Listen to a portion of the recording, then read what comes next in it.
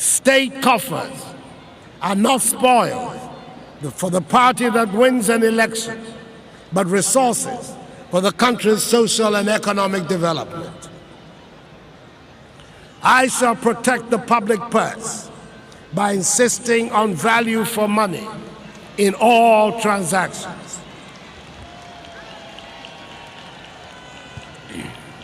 Public service is just that, service and not an avenue for making money.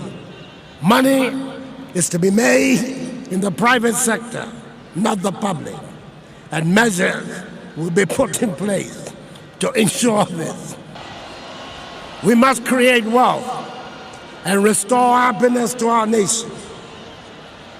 We can only do this when we have an educated and skilled population that is capable of competing in the global economy. We must expand our horizons and embrace science and technology as critical tools for our development. We believe that the business of government is to govern. Ours is to set fair rules. We will provide vision and direction and shine the light down the path of our entrepreneurs and farmers. State coffers are not spoiled for the party that wins an election, but resources for the country's social and economic development.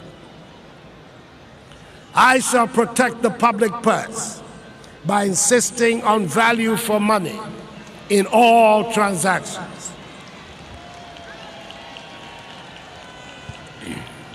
Public service is just that, service and not an avenue for making money. Money is to be made in the private sector, not the public, and measures will be put in place to ensure this. We must create wealth and restore happiness to our nation. We can only do this when we have an educated and skilled population that is capable of competing in the global economy. We must expand our horizons and embrace science and technology as critical tools for our development. We believe that the business of government is to govern. Ours is to set fair rules. We will provide vision and direction and shine the light down the path of our entrepreneurs and farmers.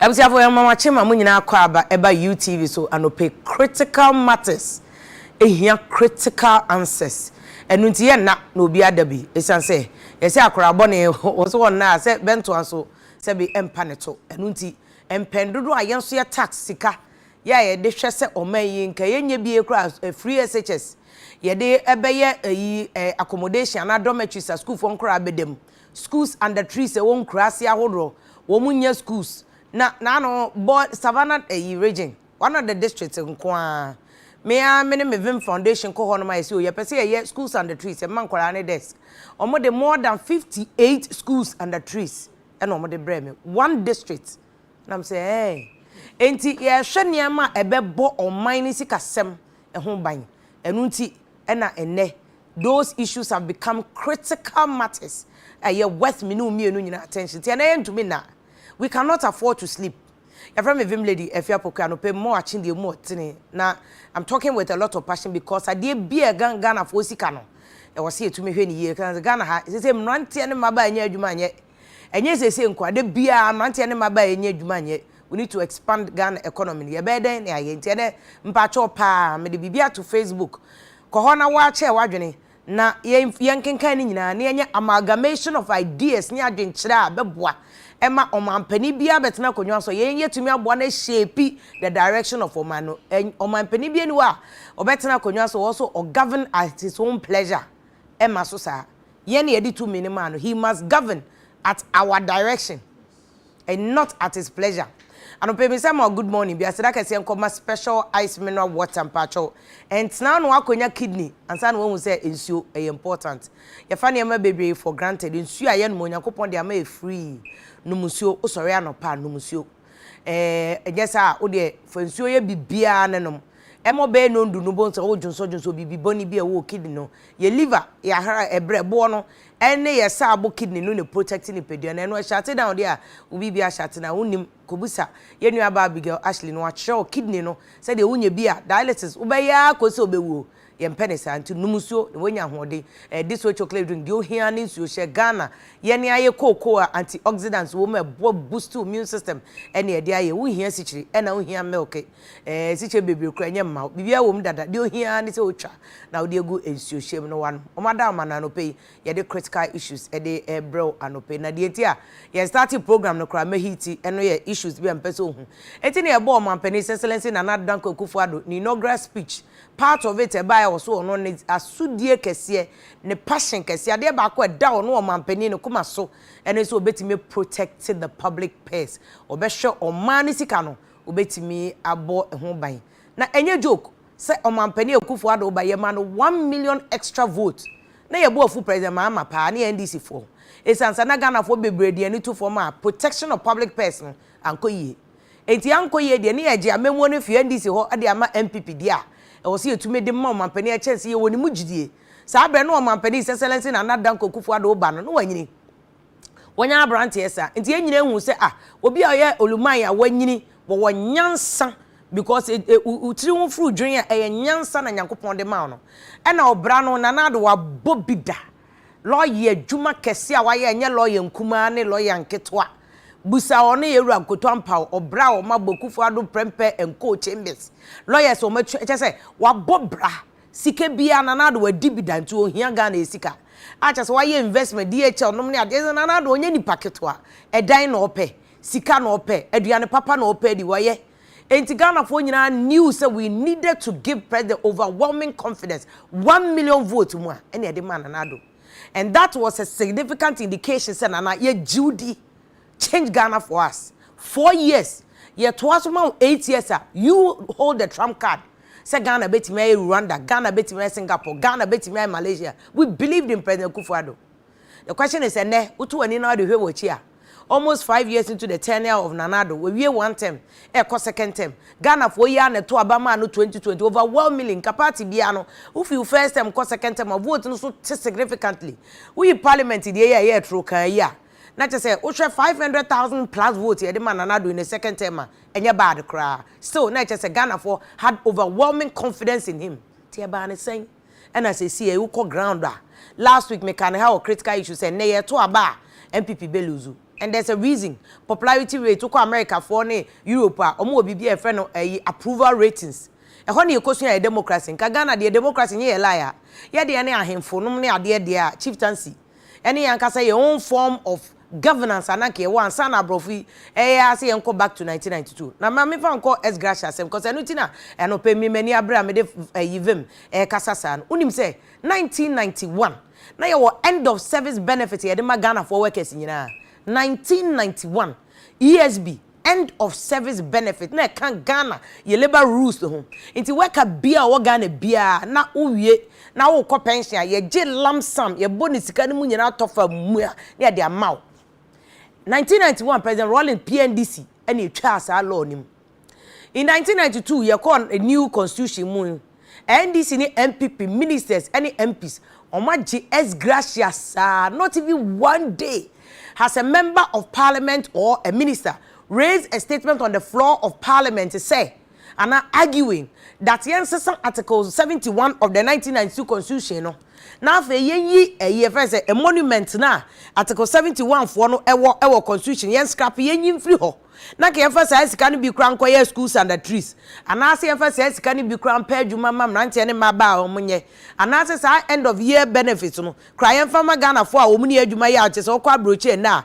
obi ni adwuma ye kra aban etua ne ka. Not even one day has any member of parliament mounted a debate on the floor of parliament making an argument to say Article 71 a monument sika ye de mo including S Gracia no yante so emfama omo not even one day mpacho munya abuche ma because nema bebe won ma also metumi ka ho asem na say computer na etete me but o say na ye ka ho asem me ko constitution no eso oh ade we ni say na omo tete me kra because na ma shiti say de obi be ka no it was here can constitution ho asem nyina me do ko article 71 and there's a reason why many abro article 71 no make members of parliament asem no say not even one day and a MPB akọ Amawaye statement on the floor of parliament say article 71 yentwem and this is the reason why say where your salaries and now who TV so no salaries of article 71 office holders mame fa nko why article 71 no important and ye this salary we aba we kra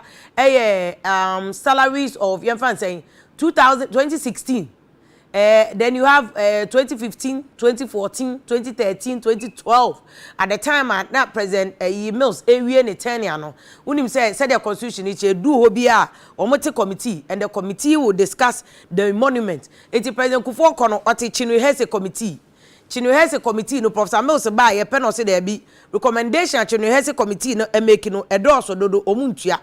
At that time, Yera Moses Saga.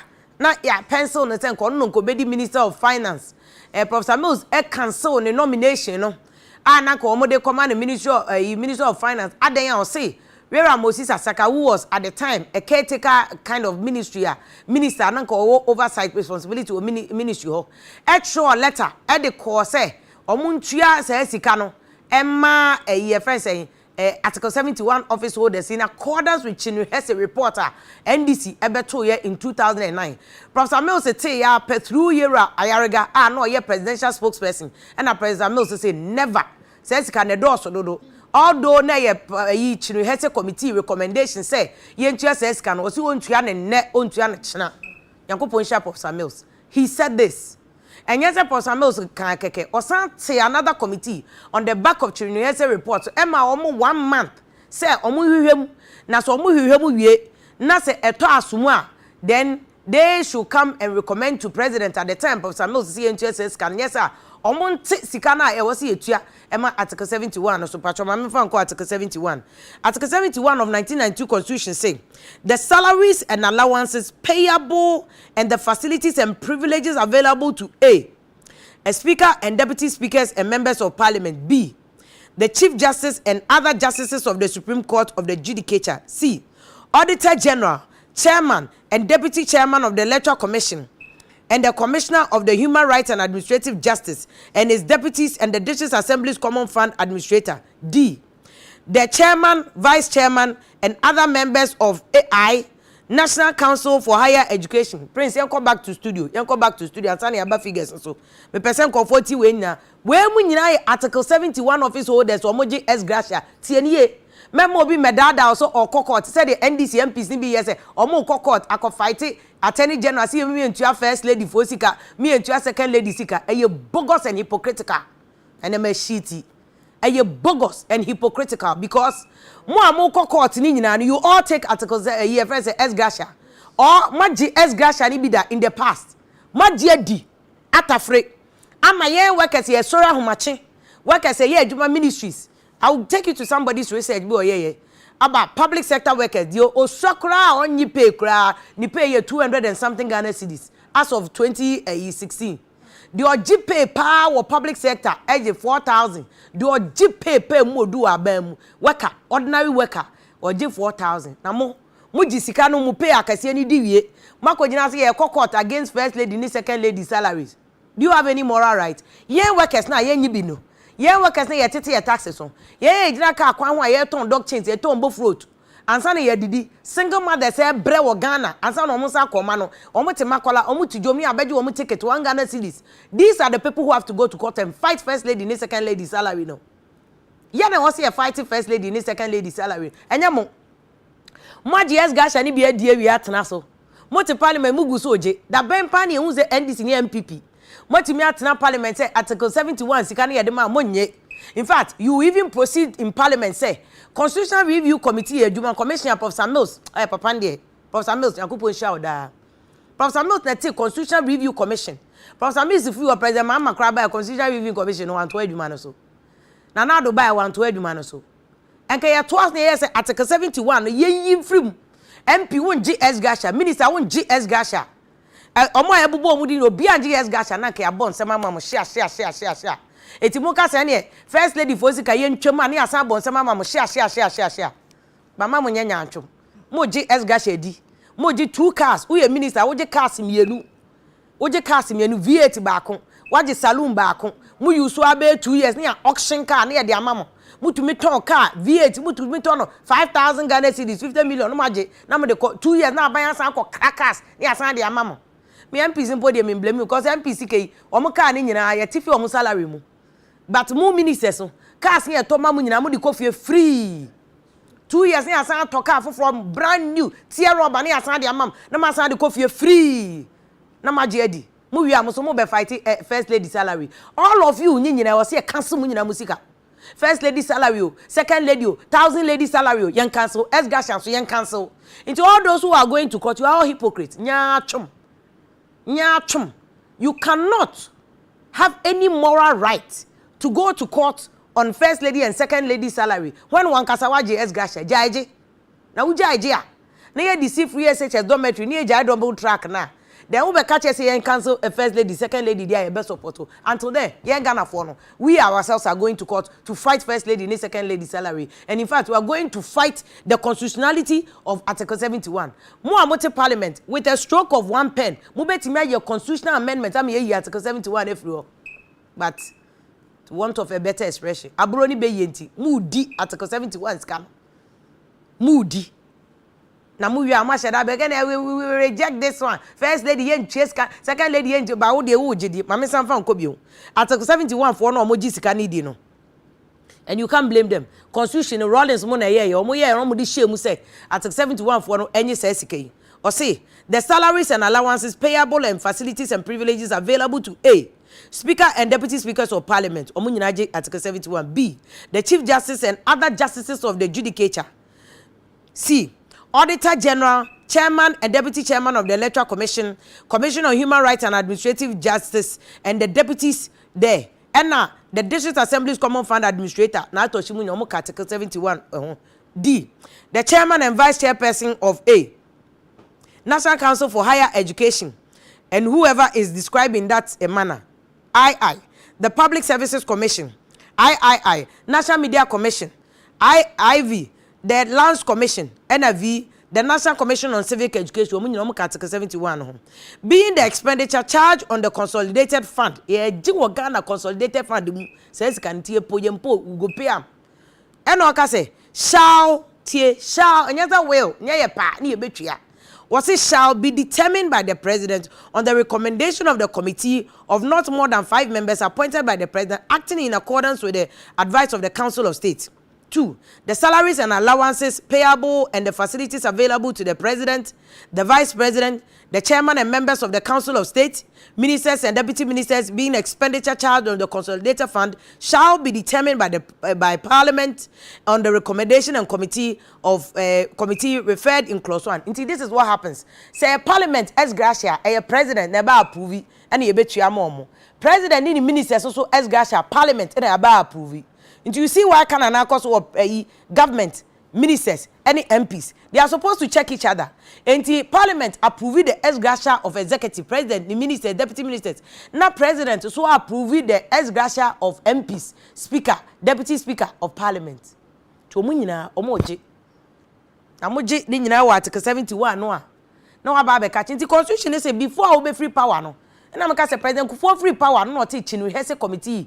Such in the committee in according to Article 71. It's Article 71. In fact, it should be expunged from the Constitution. But until then, your constitutional provision say who be free for a year no so. What finna also a 9 or 4th year no, you must set up a committee made up of 5 members so that the 5-member committee no can recommend to government say into a monument. Inti President Kufuor Chinu Hese Committee. Professor Mills ba o se Chinu Hese Committee report no de ba no. Sika no do so do ntuontua.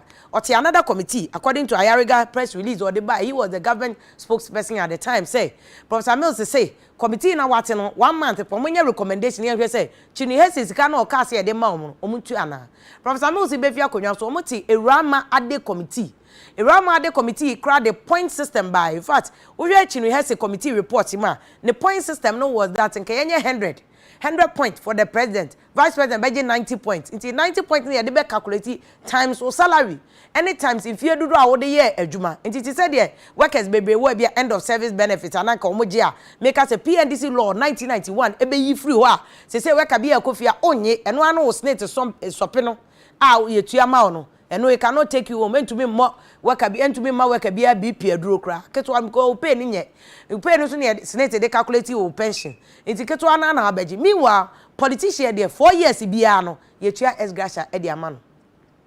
Ewurama Ade committee report no de buy no. MP say what parliament, mama fan kosa report so. MP say what parliament any Professor Moso kontokwa say. So omo de sa report no eye adwuma ebeti omo salary a omo gene so and therefore they will not allow it because say was say MPs na approve the executives no e de bema no. Until they rejected it. They rejected it. And almost yes, any na Professor Mills, just na pressure na what Professor Mills so no. He decided that any sadia omo koso na chese the MPs depend yenye mo na yemfa all system na no mo de adwuma no e mo enye adwuma. So if you look at it, this is a President Mills set up committee on a monument. This is 2009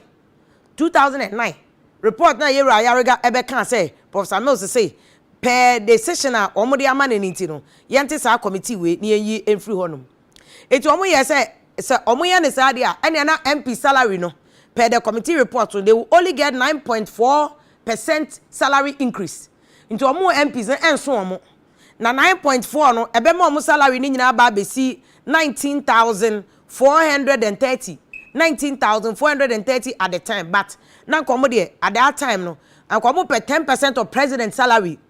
At the time, the president salary is 30,359. 30,359. Speaker budget 10% of the president's salary. No, Speaker of Parliament on the annual salary increase in 10%. But in Kanini, he will take 80% of president there, which is 30,000 Ghana cedis thereabouts, which is 300 million. And these are the issues, sir. Omo fighting, omo at the time. Osha list of MP salaries now. In 2012, na MP salary about 14,000. By 2016, na MP salary abedi 19,000. And no na MP CC Esano. Speaker salary in 2012, 18,247. By 2016, na speaker salary abedu 24,000. President salary 2012, na ye 22,000 thereabout. Ebedu 2016 na president salary 30,000 30,000 and normal person ki increase edema omono. In 2015 President Mahama said the article 71 no President Mahama so ete committee. Now this is the monument of article 71 of his holders. Now in 2015 President Mahama say based on no or a 5-member committee which was chaired by Professor Dora Francisca Edubando.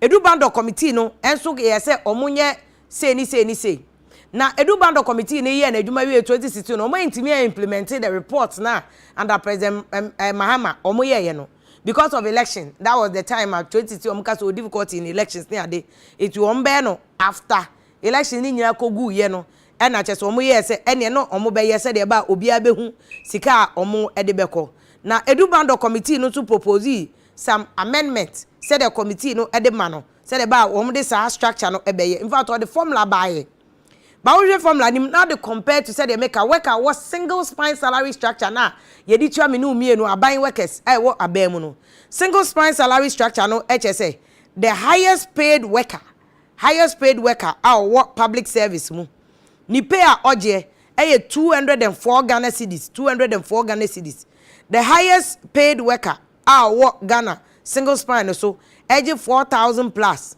na more MPs any ministers Musemope Esgasha. Inti me I rest my case say Uja President Akufo-Addo committee ya omati ya akofa asema bana.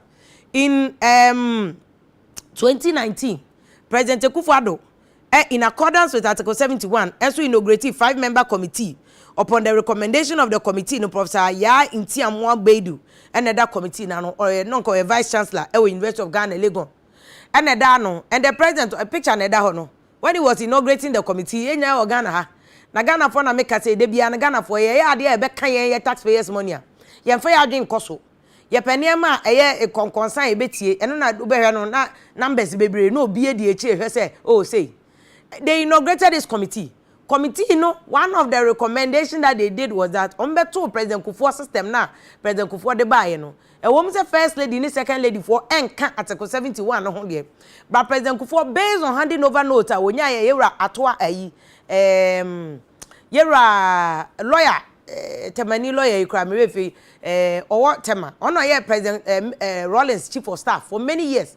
All recommendation handing over note to the President Kufuor in 2001 was that first lady for no omufi akonwa so here in this system be e de boa wo mo and until ono President Kufuor based on his benevolence decided say be more allowance to ono ankasa if free say President Kufuor ko ye nyina ye de ma wo mo Professor Mills so buy or to aso first lady bia wo twam a obeto ni bia pa bibi kakra allowance no said the President Kufuor ye na de ato aso Professor Mills ko ye so President Mahama Bai ono so toaso na ode amom eno a na ewo ho besi ne but this committee here President Akufo-Addo inaugurate ye na told us yes na told us was the chief of staff under President Rollins but this 5-member committee President Akufo-Addo inaugurate omo eno omo ye recommendation say ebeya and omo regularizes allowance na President Kufuor na other president aba after him nyina ye no na omo ye like a salary system but I no obi aka say they don't have a constitutional office. Ewa Ghana, 2 year first lady, you are first lady by default. Ukruni ato abama no, unshada ni fancy biasa no aba be draw salary on the consolidated fund. In any case, munyina mu adwuma ye, oba na your first lady na uni adwuma ye per adwuma ye. Enye yen. Ena Ghana for ye sope na ye begine, asan e de amaw seji eko. Enti that is the point where we are. But the point ano penti ama mekasa ye tenten. Na me do uko history nyina from 1991 ye the end of service benefit ma workers. Aye yi free one under PNDC law. Na fe de ye say in 1992 no ye the Esgasha shem e de ama ministers, MPs, judges, commissioners omo electoral commission, shraj, omo media commission, controller and accountant general omo nyina ye de mo no. And the reason we are saying is that say a genuine see be first lady and the second lady for CK free one the entire Article 71 ye free constitution because obi a minister ya money 2 cars or saloon back or 4x4 a V8 back abain ne ton petrol abain ne man dan dem abain ne man of Guinness any menu aso benum ni nyina ye entertainment allowance clothing allowance atade obehye abain ne de mano bungalow no ye de be mano na abain ne siesie mu na ye de mano okoni krom no oba abain ne tua ni nyina car no say be say 2 years maintenance ni na abain na ye na say be 2 years no my argument the practice as I am aware as a former parliamentary correspondent is that so mo ye the car ni ye adwuma sa be 2 years so car na ye dada no my revaluation na aton car no often they sell it to omo nyina. Don't forget say sa ankofo ye mo car so mo to omoji petrol wa aban ho eje eyi e friend say hu sika maintenance na wa aban ho no presidential staffers NDCO MPP all their presidential staffers na aban na to omo car aban na mo petrol aban na siesi omo car into you car na 2 years I say o car na droga na aton car na ye de ama no enti V8 pa na aton no 5,000 10,000 na ye de ama no na me ni umi ye pe Uber car kra de ye Uber ye pe motor kra de ye Okada na ye was a bank ejo 30 to 35% interest rate or they acha okra na nye 25% interest rate no they ajo what you say no they ajo na the same people no ye mo almost a car we free petrol free but MPs the MPs is deducted from their salary ministers no any commissioners no any penny for no mo gi free presidential staff obehwe na so ko no ma small boy bi onye adwuma nu ba bia ne maami teacher ni aye adwuma som Ghana 40 years as a teacher abobo ya akro ni bi na ode ko pension abobo ya akro ni bi na ode ko pension no the presidential staffer ni aton ka na man 2,000 5,000 3,000 na People like Abronya money ade nyina na ye court over first lady money. You people have no moral right. Abronya MPP buy amojeje cars. You catch us say you don't have any mandate tell ojeje cars. Some wo dey abedu. Say ground nye come de nkofo. Afa na mahu say hyehye. Afa na mahu say hyehye. Mahu say hyehye. Na NDC buy na NDC this call pepe. The two of you nyina, you people have no moral right to go to court on anybody's salary. Mama yen Ghana for na yen GS Gracia no. Yen court. In my arresting me case and critical issues ye yan critical answers and Professor Rans for example lecturer political science department University of Ghana Legon na Professor Jampo ne ni nua anamzoya ye research be about the cost of article 71 office holders to the taxpayers 4 years bia ye tua esgasha we yo sa research no mo ye no hwemu a efie nan bia sa sika na ye so no ye di tua esgasha 40 article 71 for no say ye susu from 1992 4 years, 30 years ni. Says kano. Ye di see schools and trees. Do you know the number of schools and kebeti mesi? Ye di see hospitals. Unim the number of Bank of Ghana hospitals and kebeti mesi unkrase. Ankan kofongu. Unim the number of roads and kebeti me kwade aye na latrite keke. Anko fo beti me akwaba. That's why Professor Jampo is critical. No pay Professor Jampo e was studio hanmo beboy to have an understanding of the ecoso. And why some people are saying we should go to court away nkawe Rans for example money anamzoya nom and nka wo say Ali Nachianom na koma court on this matter. So na engineer Isaka Aman Kote a local governance expert. Me ahwe governance and trickle down conform. Ade na yetua esgasha ade am ni pebi e wo so abra me no mienu end of service benefits yetwem Ghana Cylinder Manufacturing Company omo chief executive of Sir Francis Rabna Esiam enso you be a governance background or law background or public service background also be boy am yati say why this is happening under President Kufuor because ne video ni ye boy Ashase President Kufuor ka say he promises to protect the public purse. It is a President Kufuor so be protect public purse ade na wanye Professor Musi de ni bi say yenji esgasha ntum nti yentwem first lady sika yentwem even if it's recommended by the committee yentwem.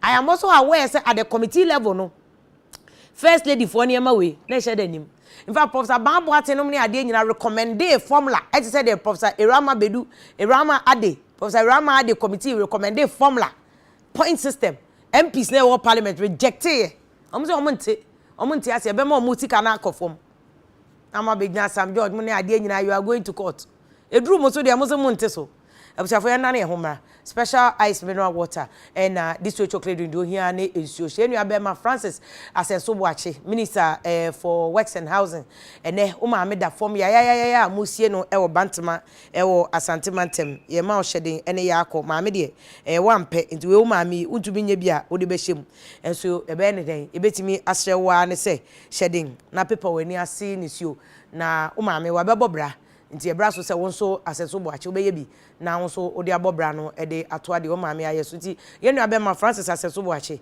ye ma yakọ ene hyede se o maame da fom na wo mokra wo nuanom APC fo nyina so e ma o hyeden ene yakọ sa wo so ene odi hye bi ada fom na musie no Dr. Santi Pomponi wo CDD won so papa ye afi ena edru so enti won so ye ma yakọ ene hyeden all over again na ya ma ebusuafo nyina so hyeden pa ebusuafo ye nua ba Sandra e wo cute cat palo e wo across first UTV haya oware ebusumi ya enti Sandra yankopo insha ware no so na omma wonim de nyansa ya wode beto so ama ware pa aye adwuma se de ba wode be hye yankopo ni monyam e fa me vim lady e fa Pokua ya dane ho aba ba e be sane nsem ni nyina gu ama ya hwe where the money dey where we go collect the money ni nyina e ba be kan wa se pacho follow your Facebook and Afia Instagram and YouTube for comment bi abra se de be protect public person ye ba sisia